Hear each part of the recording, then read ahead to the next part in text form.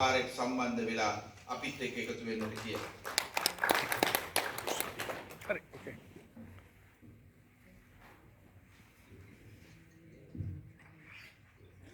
සියලු දෙනාටම සුබ සන්ධ්‍යාවක් වේවා. අපේ වෘත්ති සමිති නායක උලපනේ සුමංගල අපේ හාමුදුරුවෝ ඒ වගේම මේ අවස්ථාවට සම්බන්ධලා ඉන්න ලංකාවේ විවිධ ශ්‍රේෂ්ඨ නියෝජනය කරමින් පහුගිය කාලවකවානු තුළ වැඩ කරන කම්කරු පන්තිය වෙනුවෙන් දෙවැන්ත වැඩ කොටසක් ඉටු කරපු වෘත්ති සමිති නායකයෝ බොහෝ ගණනාවක් ඉන්නවා. ඒ හැම දෙනාගේම අවසරයි. ඒ වගේම විමෝත්‍ර සම්බන්ධලා ඉන්න අපේ ආදරණීය සහෝදර සහෝදරයෝ හැම දෙනාගේම අවසරයි. මම මුලින්ම සුබ පතනවා වෘත්තීය සමිති සහ වෘත්තිකයින්ගේ සම්මේලනයේට අපි නියෝජනය කරන පොදුජන වෘත්තීය සමිති මධ්‍යස්ථානයේ විදිහට ඉලේකම්වරයා විදිහට විශේෂයෙන්ම රවි සහෝදරයා කිව්වා වගේ පහුගිය කාල සීමාව තුළදී අපි දේශපාලන අදහස් විවිධ දේශපාලන අදහස් දරපු දෙවි. ඒ වගේම විවිධ මතවාද දරපු දෙවි. ඒ වගේම විවිධ ක්‍රියාකාරකම් වල යෙදුණු වෘත්ති සමිති නායකයෝ ගණනාවක් තමයි මෙතන ඉන්නේ. ඒ නිසා සමහර වෙලාවට මහින්ද go home කිව්වේ නැති වුණාට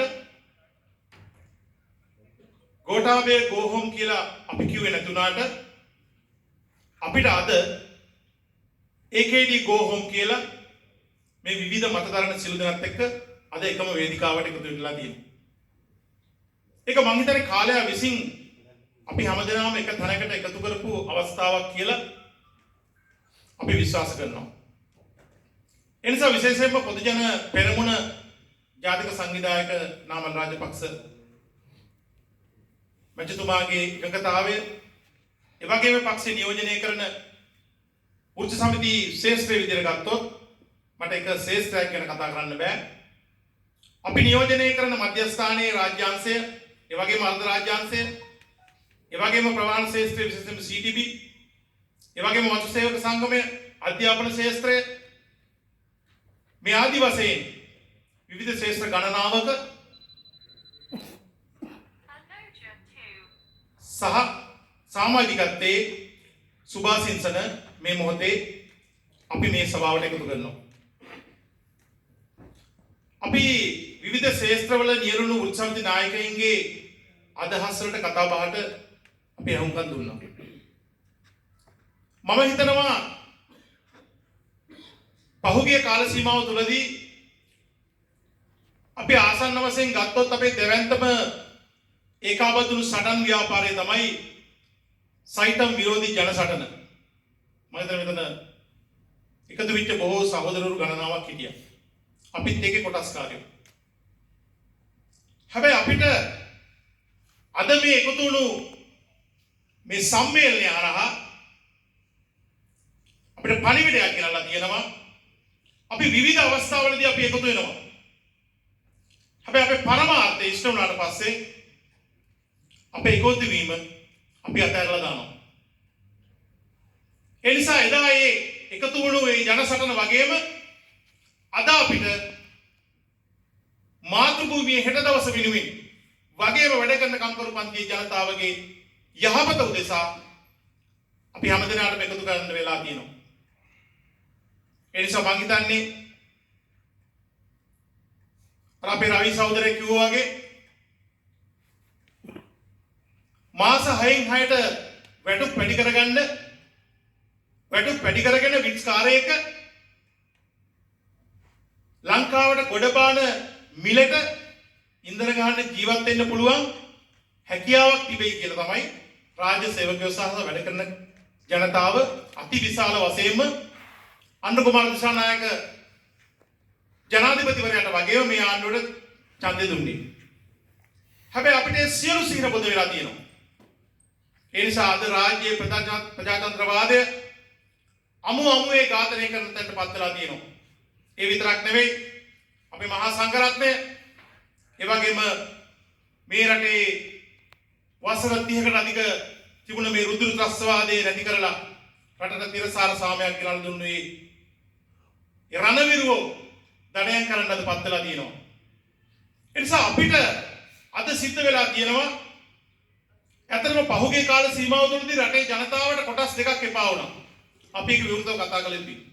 එක කොටසක් තමයි දේශපාලඥයෝ, අනිත් කොටස තමයි වෘත්ති සමිති නායකයෝ. අපි කල්පනා කරන්න ඕනේ අපිට වෘත්ති සමිති නායකයෝ විදිහට එහෙම ජනතාවගෙන් ප්‍රතිචාර ලැබුණේ ඇයි කියලා. සාවි නියෝජනය කරන ශේෂ්ත්‍රවල අපේ සටන් ව්‍යාපාර අපි කරනකොට අපිට අනිවාර්යයෙන්ම අපේ අරගල කරන්න සිද්ධ වෙනවා. අපේ වැඩ වර්ජන කරන්න සිද්ධ වෙනවා. නිසා අපි හිතනවා ඉදිරියේදී මේ සියලු දේවල් දාගෙන අපි අනිවාර්යයෙන්ම මේ සටන දියත් කළ යුතුයි කියලා. ඒ නිසා අද රාජ්‍ය සේවකයා ඉදිරියේදී තියෙන තැන කොතනද කියලා වසන්ත සමරසිංහ ඇමතිවරයා සංකේතයක් දීලා තියෙනවා. රාජ්‍ය සේවකයාට හාල් කිලෝ 20ක් ණයට දීලා, ගෙවන්න දීලා. එහෙමනම් ඒ තුලින් ඔහු පහුගිය කාල සීමාව තුළදී අපි කතා නොකරපු කාරණා ගොඩක් තියෙනවා.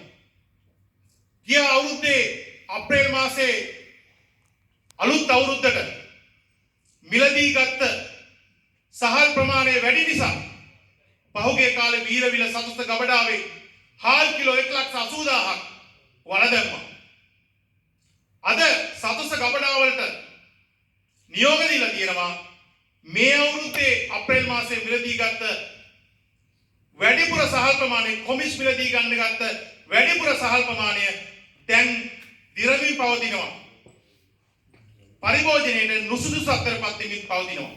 ඒ නිසා අන්නේ ඒව ටික එකතු කරගන්න කියලා අද ලියුමක් ගහන්න කලින් තමයි රාජ්‍ය සේවකයාට මේ හාල් ටික ගෙවීමේ ක්‍රමයට දෙන්න සූදානම් වුණේ.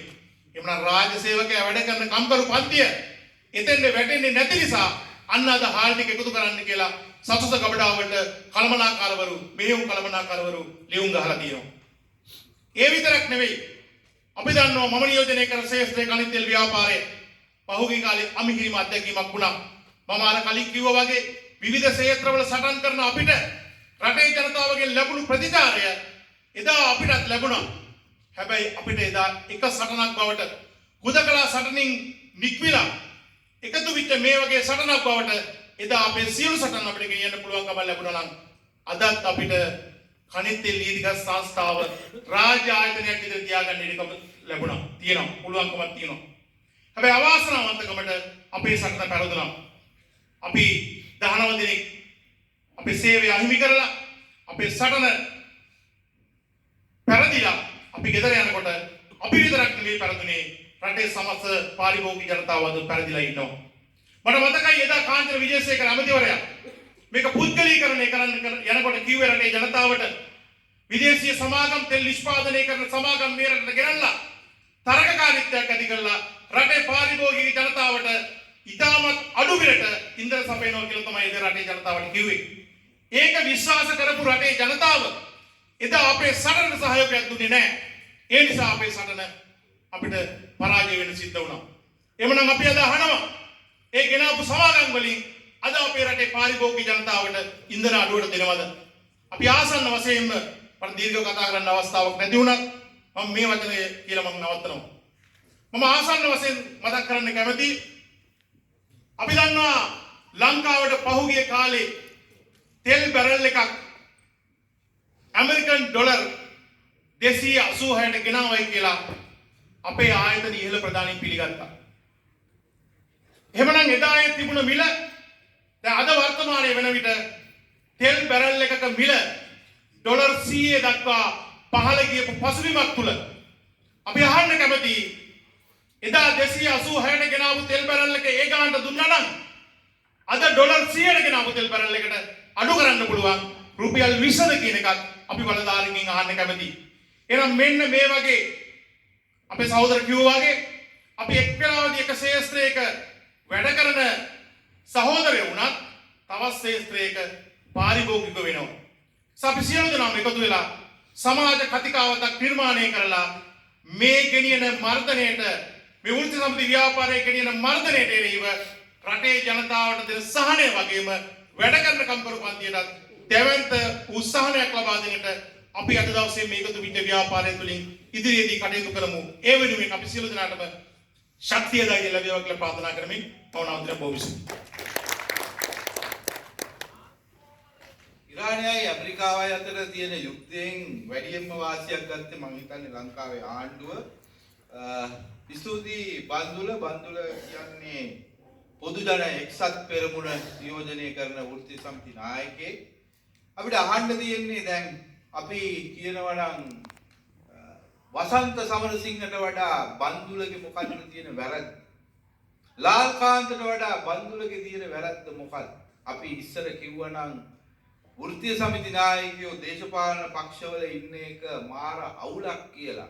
අපි දකිනවා වසන්ත සමරසිංහලා, ලාල්කාන්තලා, චන්දන සූර්යාරච්චිලා, මහින්ද ජයසිංහලා තරම්ම ඒ කොයි ආණ්ඩුවේ හිටපු වෘත්තීය සමිති නායකයෙක්වත් වෘත්තීය සමිති ව්‍යාපාරය අමතක කරෙත් නැහැ, අතෑරලා ගියෙත් නැහැ, කෙනෙහිලිකම් කරෙත් නැහැ. ඒක අපි ඒ ඇත්තන්ට ඇයෙන්න සද්දෙට කියන්න ඕනේ. අපි මේ ඊළඟට ආරාධනා කරන්නේ දේශපාලන පක්ෂයක් වෘත්තීය සමිතියකට නායකත්වය දීර්ඝ කාලයක්